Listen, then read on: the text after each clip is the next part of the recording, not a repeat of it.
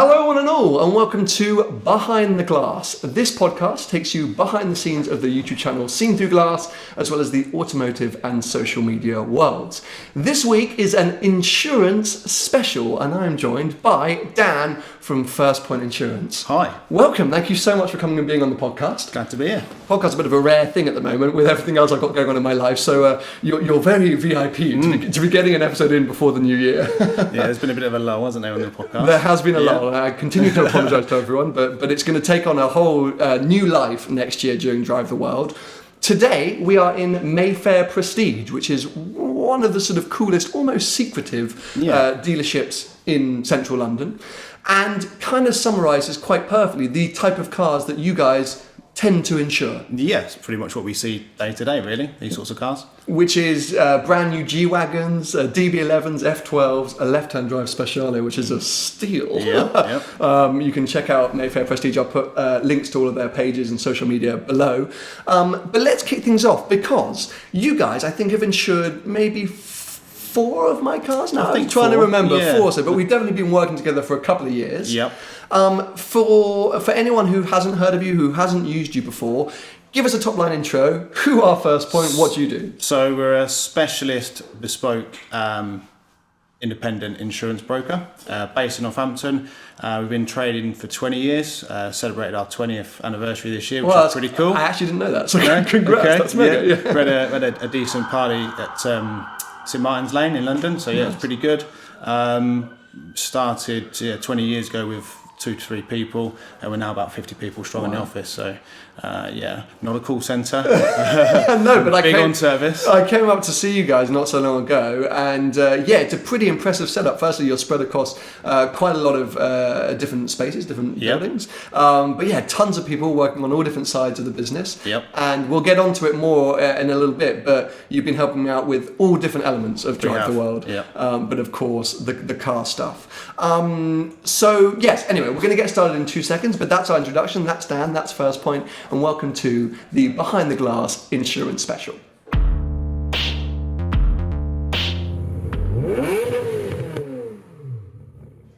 So I think the McLaren was probably the first car. Yes. Was it the McLaren? I came to you guys because that was also my first ever supercar. Yeah. And at the time I was 26, 27, and I had no idea where to go to get insurance, because using any online comparison website either said we cannot insure you, or the prices were ludicrous. Yep. And someone recommended you guys. It might have been Paul Wallace, actually. I think it was.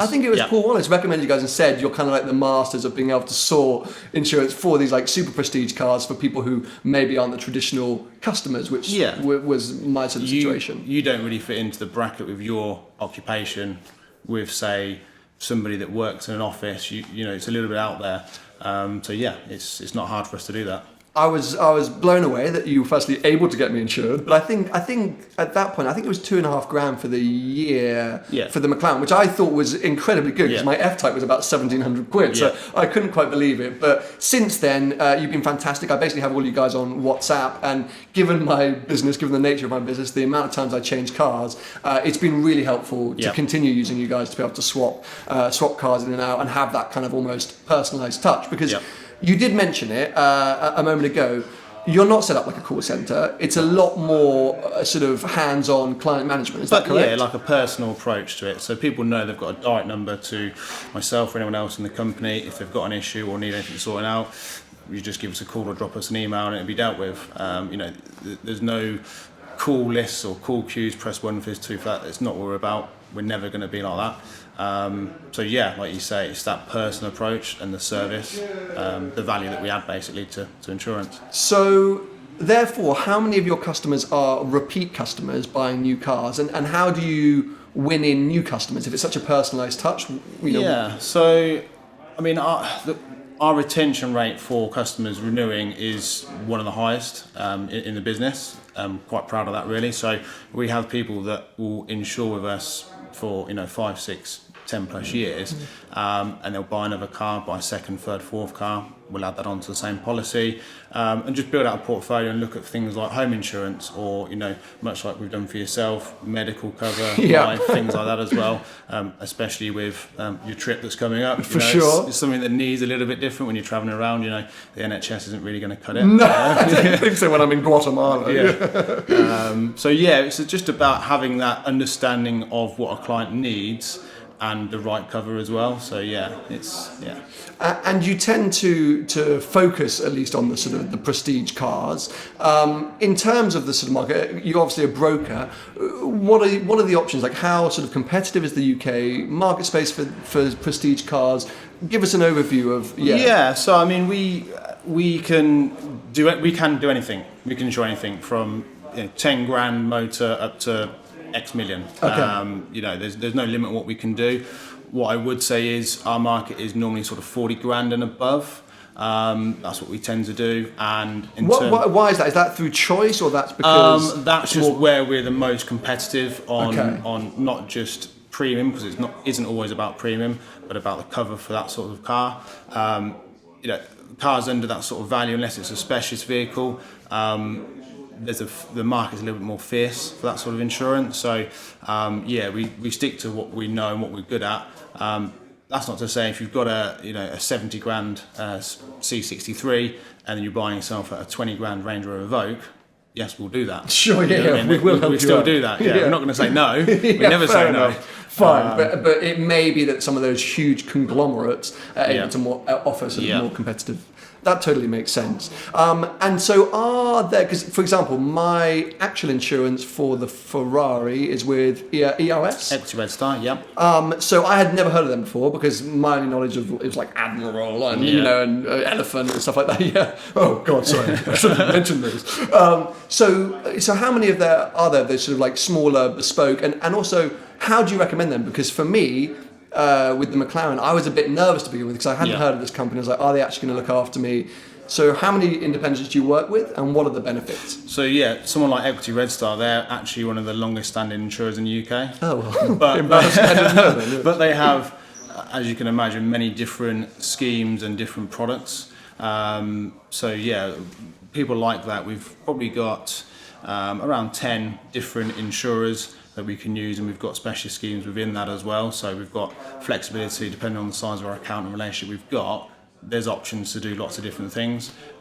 It comes down to the client's profile as to where they're going to be suited within that. It's not just a case we'll get a risk in from a client and would go to everybody on the market, because they might not fit everybody. Interesting. So it's understanding what the client's profile is, what their needs are, obviously what the vehicle is, what they're going to use it for, and then we go from there. And so, again, from personal experience, my dad had 3 Range Rover Sports nicked from outside his house in Belgravia, which is not an area you expect to have Range Rovers nicked, but we soon discovered it's a problem with Range Rovers across the board. And he had an insurance nightmare, because I think at that point he just sort of used, I don't even know who he uses for insurance.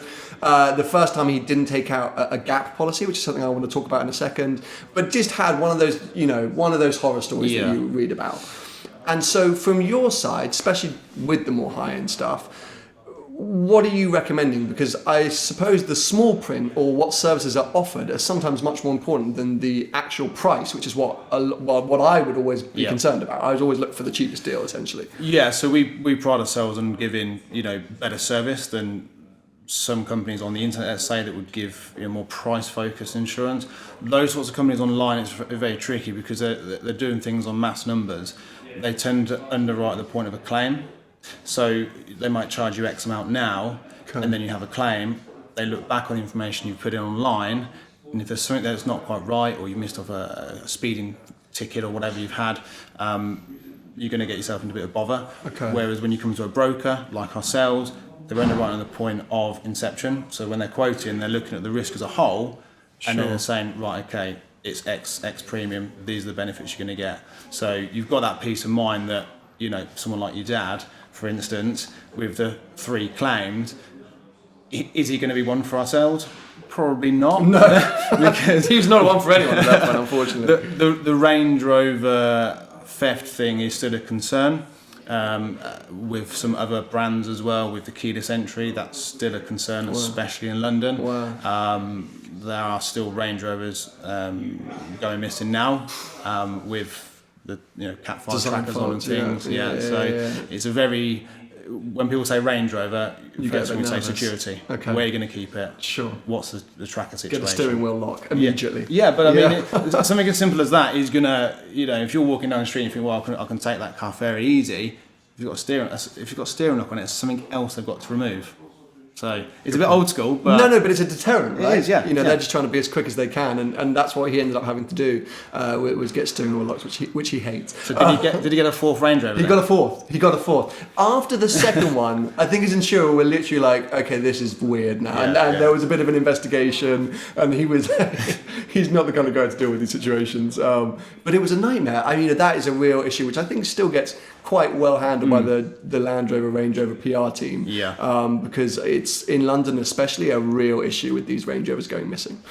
But you touched on something really interesting there, which made me think. You mentioned sort of these policies that kind of look at things from day one, taking all the possible risks, all the things. Let's talk about modifications, because especially with what I do, but it's becoming more and more popular now to wrap cars, to put wheels on cars, exhausts on cars. PPF. Okay, so how does that potentially affect a policy? Do you need to let your insurer know? Does it increase costs, etc.? So, with ourselves being a broker, we always say be upfront with everything. So if you're thinking of putting a Miltech exhaust on it or whatever, or changing the colour with a wrap or PPF, anything like that at all, just be upfront and let the broker know. Okay. 9 times out of 10, it's not going to change the premium. Really? You just need to know. If you start, changing turbos. I've increased to 3,000 horsepower. There's going to be slight loadings for that. But we deal with a lot of dealerships that sell vehicles that are refined and so forth from the factory. That's not an issue. Interesting. The clients that are buying these sorts of vehicles, they're not doing burnouts in McDonald's car park. It's completely different clientele. But certainly things like PPF. I mean, we always ask that when we're quoting, because that's can be quite expensive to install, depending on what panels you get done. So we always ask that, and the companies we use, they've got an understanding. There's going to be no additional premium for that, because you're taking steps to protect the car. Absolutely. At the end of the day, things like exhaust and things like that. And wheels, it's not going to change any premium really. I think that's super interesting, because I think that is definitely a common misunderstanding or myth of sort of like, trying to hide modifications because you're worried that it's going to affect your premium. But again, as something else you pointed, which I actually hadn't considered until you mentioned it when we were looking at the Carrera T, is that yes, should there be any kind of situation, accident where the modification gets damaged, not only will if you're going through a traditional broker, they might go, not broker, provider, they might freak out. But they're definitely not going to cover the cost of that modification, which is, I was always worried about, firstly, an increased premium, but also, like, what if they void my insurance? Well, if you get hit by somebody and you've had the car PPF'd or wrapped, obviously the damage would be repaired, but then you've got to get the car re-PPF'd or wrapped. Which could be another $4 or $5 grand depending on where you're going. So that's definitely something which I hadn't considered, which was a very interesting... Just touching on that as well, things like when you order a brand new car and you've got optional extras on there, some of the more standard direct-to-market insurers on the internet will say you need to disclose what options you've got. Really? Because it's an additional cost on the car. With ourselves, we will say to you, how much you're paying for the car, including all your spec. Have you had PPF? Yes. We just lump that in. It's just about being transparent with what the car is, what you're thinking of doing it, and how you're going to use it, really. And then we can just work for you and just get you the best value policy, really. It's pretty simple. Well, it feels like a good time when we're talking about clarity of use to talk about next year, DriveTheWorld. Very excited, very happy to announce that you guys are one of the main partner sponsors for next year, which is brilliant, and has helped me with endless sort of concerns I had. As you mentioned, we touched on medical insurance and business insurance and obviously car insurance, which you guys are handling for Europe. And that was one of the sort of big areas where we had to be, and I wanted to be as upfront as possible with the actual insurance provider as to how I was going to be using this car, why, where, etc. Because if we blurred any of those details, we could have been in trouble. Because to me it seemed remarkably easy to get that policy in place, but when I came to you, was this something that was a little bit out the usual? Like, Yeah, I think my colleague Blaine dealt with a lot of that. So it's a case of, understanding, like you say, what country you're going to be going to, and what is possible for us to attain in terms of coverage. We mentioned Equity Red Star as the insurer for yourself. We're quite lucky that our relationship with them is very good. So, there's just conversations had sort of behind the scenes to get certain things agreed that aren't as standard on a policy. Sure, that makes sense, yeah. At the end of the day, they will give European cover, but exclude certain countries. But I think for yourself, we've basically covered... We've covered everything, and the great thing is the length of time. Because I think, again, online providers or generic providers, you often 30 get... days. 30 days tends to be it. Obviously, I'm going to be around here for a lot longer than 30 days. So it was really important to be, up front and honest about everything that was going to be happening there. And so let's come on to some of these sort of other myths and misconceptions, I think. One of the big things that I talked about with my dad was gap. Yeah. And that was something that, again, when I was buying the Carrera T, I was kind of contemplating, because I suddenly thought, should something happen, I've put a lot of money into this and I've got finance payments. But Blaine was explaining that, at least on some of the providers, gap isn't always necessary. Yeah, so a lot of the...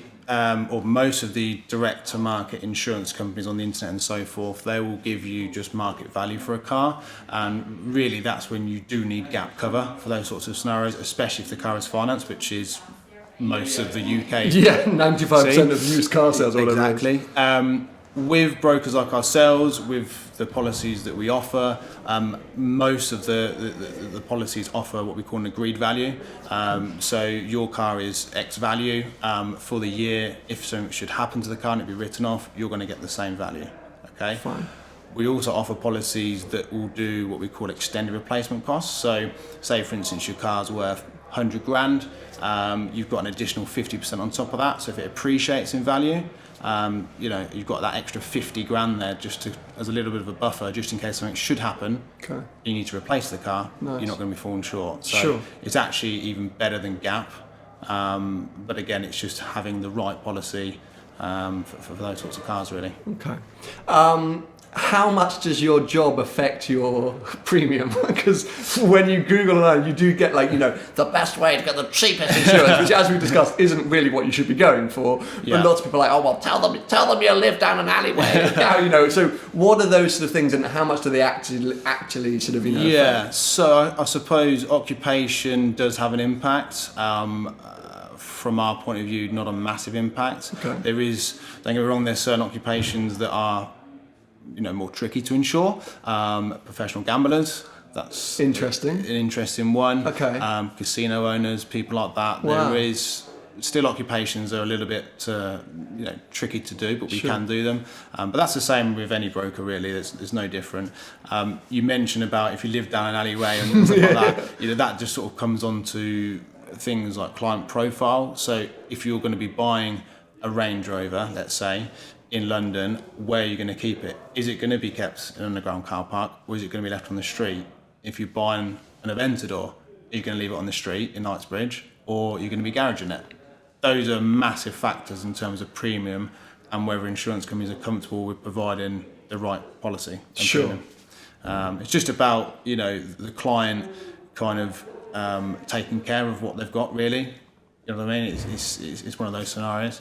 But yeah, occupation, there's a few occupations which are tricky, but majority of them, there's not a massive difference. I have a funny, another family anecdote about insurance. My mum's side this time, she was insuring her Evoque in London, and called up, I think weirdly she was switching from a Mercedes, so she spoke to Mercedes Insurance, and they gave her some ludicrous premium of £4,000 or £5,000. And she said, why is it so high? And she said, because of the area you live in. She's like, well, that seems a bit harsh. Like, what are you saying about the area? He goes, well, because the buildings are so expensive. If you crash into one of the buildings, it's going to cost a lot to... We were both like, how does that make sense? Yeah. So, I think that's more of a standard market response there. I think that was definitely very much, So, okay, let's take a little tiny break from the hardcore insurance chat. Yeah. Cars in general. Are you a car guy? Yes. Yes? Massive car fan. Big into your cars? Yes. So do you get excited when someone calls you up and says, hello, I'm here to insure my Chiron? You're like, what's the spec? Yeah. I mean, currently for me, the Performante. Really, that's the one. That's the one at the minute. Yeah. Are you so you're a Lambo guy through? Not through and through. Okay. 458 Speciale. I think if I was to win big, that's what I'd get. There's a beautiful. There is one. As we mentioned, we're in Mayfair Prestige, and bang opposite us is a left-hand drive Rosso Speciale with the Nart stripe, the white and blue stripe, and it's good. Yeah, I've always been that Ferrari man, as you know. And do you find within the office everyone is kind of everybody's got their brand, their go-to brand. It was interesting this year. We went to the Supercar Driver Secret Meet. Oh yeah, nice. Of course, I saw you there. Yeah. One of the main sponsors for that. Seeing a lot of our sort of clients' cars sort of in the flesh, because you do speak about on the phone, what colour have you gone for, what options and so forth. But actually seeing them there, and gets exciting. It does, yeah. And speaking of that, you actually do insure an insane amount of sort of, or at least recognisable online people. Like it's ridiculous. We were talking about the other day, and anyone who sort of follows a lot of car accounts on Instagram, at least in the UK, or YouTube channels, you guys are kind of dominating that space. There's a good network of you guys that are sort of all sort of interlinked on there. Yeah, I think it's one of those things as well, especially in any circle, when you find a provider or broker or anyone who is good at what they do and sort of smashes it day in day out, you want to recommend it because definitely. It's the same with Magnitude Finance, who you guys know I work with a lot. They've always been so incredibly good at what they do that whenever someone's like, oh, I want to buy this car but I'm getting crazy rates, I'm literally like, oh my god, you need to call Magnitude. Yeah, I mean, at the end of the day, we get a lot of our business through recommendation,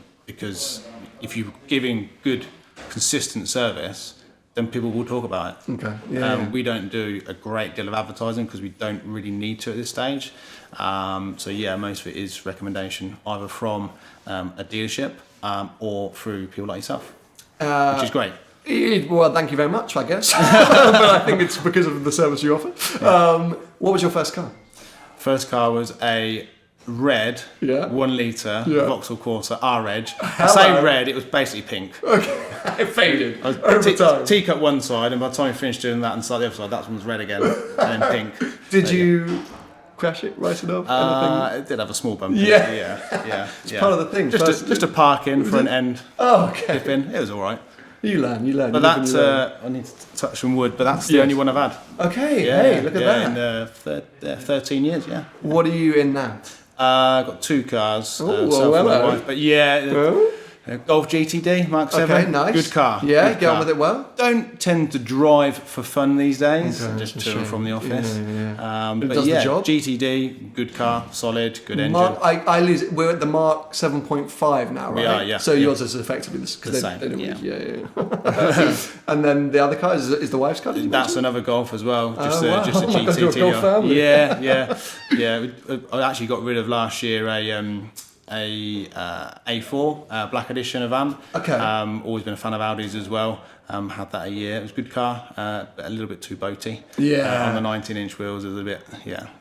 I've become a fan of the station wagon, but I've quickly realised it's the fast station wagons that I. Because you came up in the Mercedes, didn't you? When you the E63S when I came to see it, when I came to see you guys, that was huge. Driving around an Ivan the Volvo, but also experiencing a few. I did the XF Sport Brake Jag not so long ago. Yeah. And when they're not that quick, they do tend to be a tiny bit floaty. So I think you're in better shape in the Golfs. Yeah. If you were to change up, I quite like the Golf R's. Okay, but I'd actually prefer an RS3. Okay. I'm with you there. Yeah, it's just the price point really, and the fact that I don't drive, or don't go out for a Sunday drive. I'm just too busy with family to do that. To and from work down the dual carriageway. Get a diesel. It'd be a waste having for now. Yeah. For now. Watch this space. Okay, I'm just having a quick look at some of the other things that we were hoping to talk about today. I wanted to know whether you have any sort of top tips. I mean, we've covered off some of the sort of myths, but do you have any sort of recommendations of you should do this? I mean, for example, Range Rovers. Make sure it's garage. Anything else? I think, I mean, as long as you are upfront with a broker, with what you're looking to do, what you're looking to insure, where you're going to keep the car, that's a big factor. So investing potentially in secure parking actually might help you not only with lowering your premium, but actually getting it insured properly. Okay. And also I guess is much like yourself, building up an experience. So, you know, you wouldn't go from driving the car you're in now, the Volvo, to the McLaren. Hey, I might if I won the lottery, but yeah, it's not going to go well, though. Much like on the finance side of things, you have a stepping stone of vehicle and finance packages. You will start off in something a little bit smaller, like an F-Type. Lovely car, and then build it up slowly but surely. And the provider will like that as well. The insurance company wants to see a clear history of driving experience. That is massive in obtaining the right rate at the right premium, the right coverage. They want to see that you've got experience. You know, if you're a Euro Millions millionaire and you're driving a Volvo and you want to go and buy your Veyron, they're going to be like, oh, come on now. Get something a bit smaller first and work up to it. Much like when the 458s first came out, a lot of people were driving around in 360s and then they were just going straight to the 458. It's a big leap. The claim stats on the 458s for everybody were a little bit skewed with because of what the car could do and how advanced it was when it came out. So yeah, they like to see a clear history of ownership. You know, something like a 50 grand R8, work up to something a little bit more tasty, maybe like a Gallardo for 100 grand, and then go up to maybe the Hurricane at 200 grand. Stepping stones, as yeah, you say. stepping stones. You don't go from a 2-bed house to, you know, a 6-bed mansion. Yeah. You've got to work up. So yeah.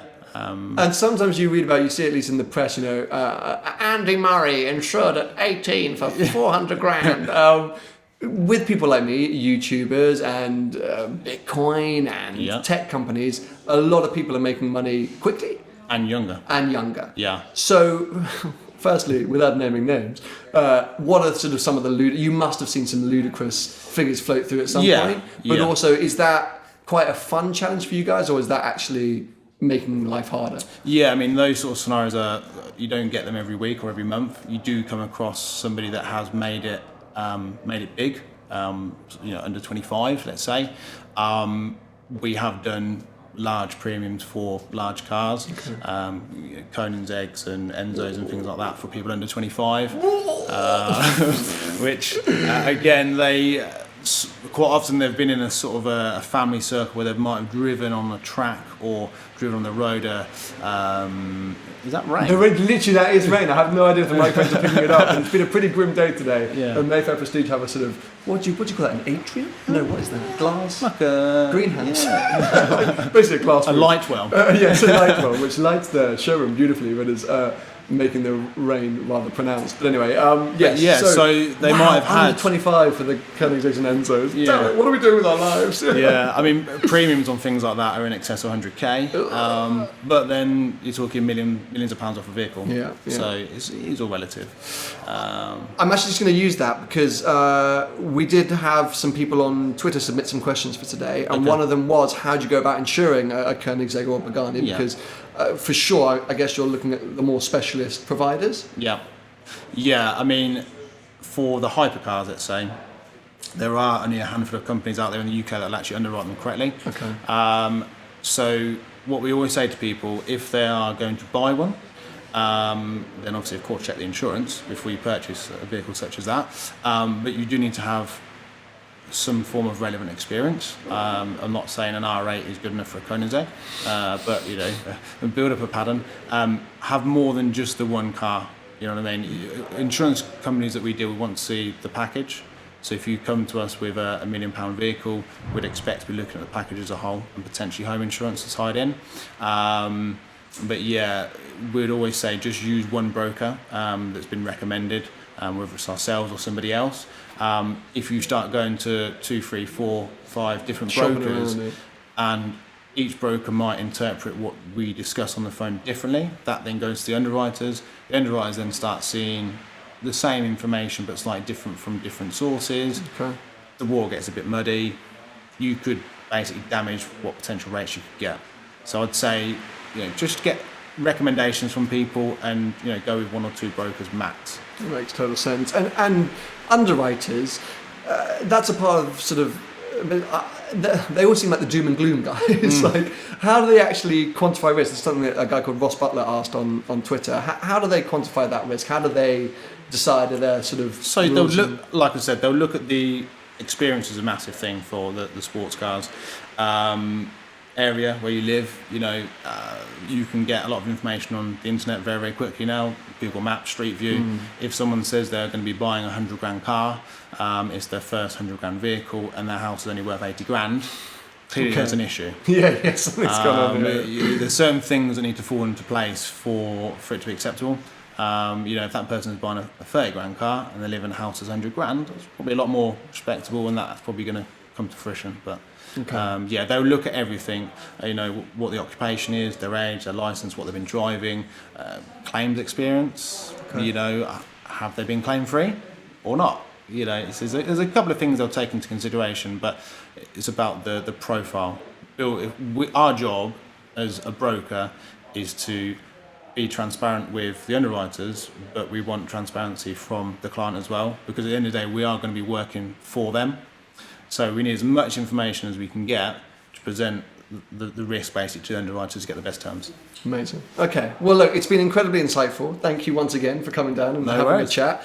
If people want to get in touch, if people want quotes and to speak to them, obviously they can check out the website, but anything else they should know? No. Just literally call up. Yeah, call us up. Yeah, our number's on the website, firstpointinsurance.co.uk. Give us a shout on there. Too cool. Well, you're on Instagram as well, so I'm going to have to put that below. Yes, Instagram is building. That in. And as I mentioned, awesomely, these guys are one of the partners for DriveTheWorld next year, so you will be hearing more about them, seeing more of them during the year. But it's been great to have this chat now, and I think, as I say, insurance is one of those sort of tricky subjects where I say a lot of people just chase the cheapest rate. I mean, and I think it's important to talk about all the things that you should be considering, not just the premium. Yeah, I mean, the premium side is about the value, and that's not about being cheap. It's about offering the best value and the best cover for your asset. If you're paying for something on finance, you want to make sure it's going to be repaired properly. Absolutely. And another sort of benefit, again, for stuff that I'm doing next year, but also we've had in place for a few years now, is my policy actually allows me to drive other people's cars as well. Exactly. Yeah. So that's a really bonus thing, which was sort of included from day one when I came to you guys. It gives me that assurance that as I move around, people offer me to drive cars, I'm covered to jump have a good time. I can have a good time, unless it's a shit on, then I have to make some more phone calls to blame. That kind of works both ways. So a lot of our policies will offer comprehensive driving of cars, like we just said, for your friends' cars. So if you go to a car meet or with Supercar Driver tour of the Alps, let's say, and you want to jump in your mate's 458, you can do that. Likewise, they want to jump into your Huracan, you know that's covered for them to jump in, for any driver of 30, let's say. So everybody's in a good place, you can have a bit of fun. Exactly, without those awkward phone calls. I need to have someone for a day, which is always an awkward moment before that really exciting time. So anyway, once again, thank you guys. I'll put all the information to First Point below if you're watching here on the YouTube channel. If you're listening to us, thank you so much for tuning in. You can make sure to follow for future episodes. As I say, Behind the Glass is coming back strong next year. During DriveTheWorld, we're going to be doing weekly episodes with all the different characters that I meet along the way, as well as summarising the various countries and sort of legs of the journey. So subscribe to the YouTube channel, follow us on your audio platform, and I guess catch up with you very, very soon. Thanks very much. Cool. Cheers. Bye-bye. Thanks.